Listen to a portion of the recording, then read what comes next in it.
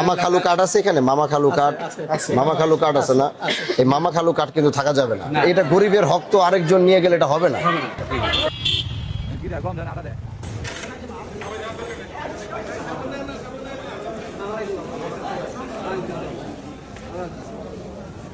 Total আপনি 600 করে, এটা 600 করে না?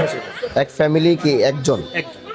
এক কার্ডে মানে স্ক্রিন হইতে হবে, ওই স্ক্রিন করে দিতে। আমাদের দেশে কিছু মানুষ আছে আমি বুঝি না, মানে তাদের মনে করেন আল্লাহ পাক অবস্থা দিতে, সব দিতে, তারপরে এই সমস্ত বিষয় এসে তারা এগুলো নিবে, যেটা একটা গরিব মানুষের হক।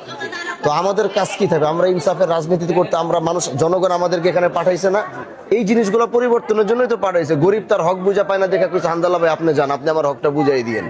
এই কারণে সে আমার ভোট দিচ্ছে, আর পরিবার নিয়ে আমার ভোট দিচ্ছে। আমরা টাকা পয়সা নিয়ে পাশ করি নাই, আমরা গরিবের ভালোবাসা। এই জন্য আমার এটা একটা আনে ছিল। তো এবার তো আপনি এটা দিয়ে দিচ্ছেন, কিন্তু এটার লিস্টটা নিয়ে আমি অতি দ্রুত বুঝবো। এখানে যেন কোনো ধরনের চাচা খালু মামাদের যে কাল্পনিক যে কার্ডগুলা মেম্বার পাস করার জন্য যে কয়টা কার্ড দিয়ে রাখছে, দেখা গেছে ও একটু এলাকায় ইয়া করার জন্য ও নিজস্ব 10 জন ঢুকায়, 10টা ফ্যামিলি ঢুকায় রাখছে, 10টা ফ্যামিলির ভোট পাওয়ার জন্য।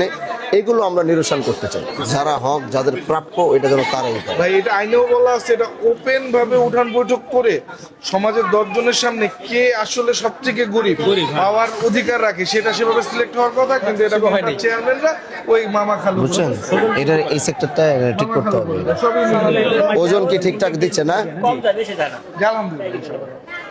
ঠিক আছে, তাইলে ঠিক আছে ভাই। ওকে। 5 কেজি বা 8 কেজির বালতিতে 10 কেজি ধরে, ওটা ওজন না হয় না। আমরা আমার খুব একটা অভিজ্ঞতা আমি শেয়ার করলাম, বালতিতে ধরে 8 কেজি 10 কেজি দিয়ে দেয়।